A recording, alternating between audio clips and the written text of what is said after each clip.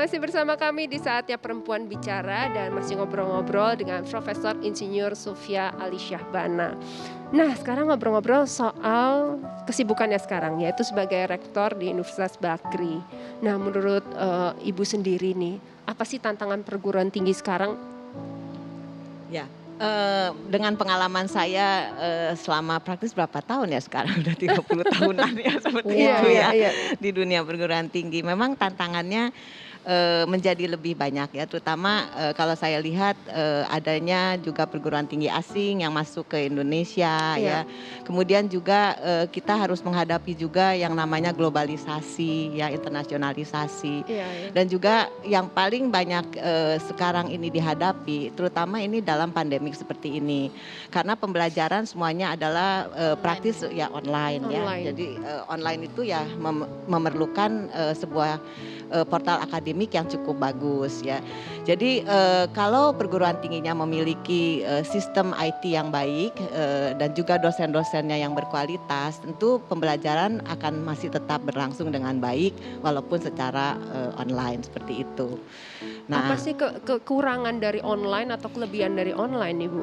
Sebetulnya kalau kekurangannya dari online, kita tuh tidak bisa tatap muka langsung ya dengan mahasiswa, karena mau tidak mau kalau sebagai seorang dosen atau guru itu berhadapan langsung dengan siswa itu sesuatu yang lain ya. Jadi kita bisa diskusi langsung, kita bisa tanya jawab, bisa diskusi dan lain-lain ya. Juga praktikum, misalkan kita bisa memperagakan dengan ini. Iya.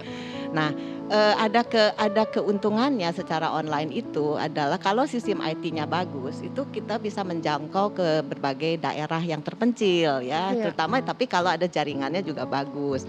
Dan kebanyakan juga siswa-siswa di Universitas Bakri ada yang berasal dari daerah, sehingga pada saat pandemi seperti ini yang di daerah bisa tetap mengikuti pengajaran dan bisa waktunya bervariasi sekali ya. Kalau Iya. kita lihat offline ini praktis dari Senin sampai Jumat.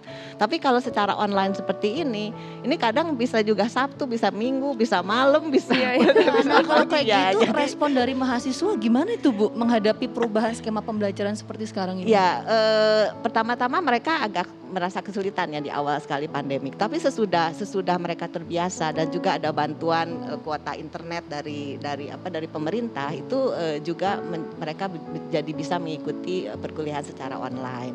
Dan juga bagi mereka mahasiswa yang sudah pulang ke daerah-daerahnya itu masih tetap bisa mengikuti perkuliahan secara baik.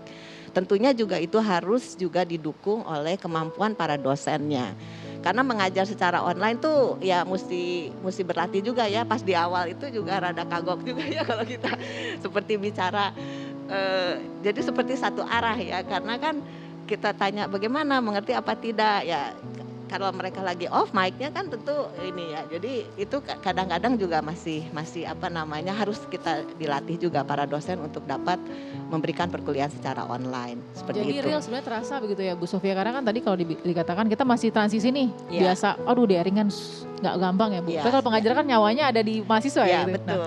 Nah ini tapi tetap harus memenuhi tuntutan bahwa kita harus global. Betul. Nah di Universitas Baghdad sendiri gimana caranya being kompetitif tapi dengan kondisi harus global tapi begini terbatas? Tidak ada masalah karena sekarang kami memiliki hubungan kerjasama dengan universitas-universitas di luar negeri ya. Malah secara online seperti ini hubungan tersebut masih tetap bisa berlangsung dengan baik. Misalnya siapa aja Bu yang di luar negeri? Dengan CQ, dengan Central Queensland University kita memiliki dual degree program untuk MM dan MBA. Kemudian dengan beberapa universitas di Malaysia, dengan UUM, dengan UTHM masih tetap berlangsung secara baik. Nah, Ibu sendiri ini kalau melihat mahasiswa Indonesia di masa sekarang, menurut Ibu seperti apa? Apalagi di-compare dengan mahasiswa di luar negeri, sesuai dengan pengalaman Ibu yang kuliah di luar negeri.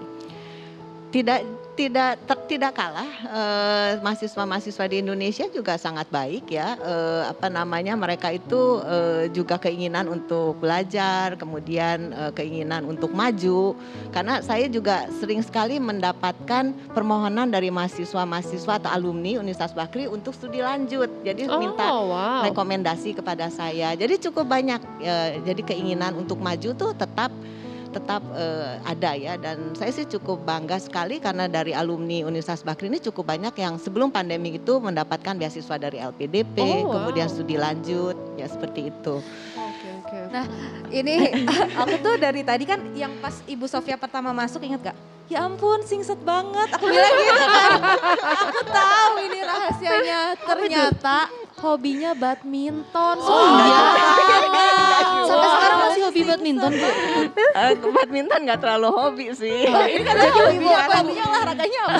Sekarang saya lagi seneng lari sama tenis. Terinspirasi juga oleh anak saya juga sih kebetulan. Anaknya iya. Ibu ada yang atlet lari. Ya, karena yang paling besar Irin itu memang atlet nasional Oh, sebelum menjadi sekolah. atlet serius Ya nih ya? betul, sebelum wow. sekarang sudah ada di Amerika sedang studi lanjut. Nah pada saat dia lulus dari UI, dari teknik sipil juga.